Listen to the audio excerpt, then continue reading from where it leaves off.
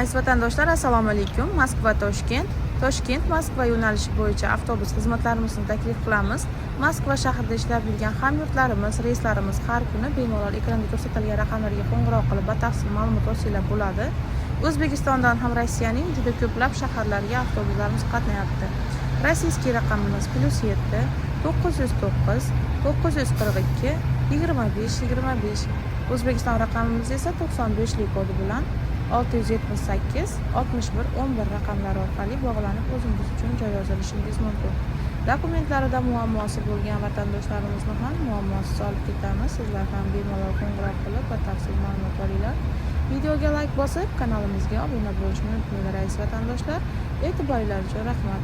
Tanlovda adashmanglar.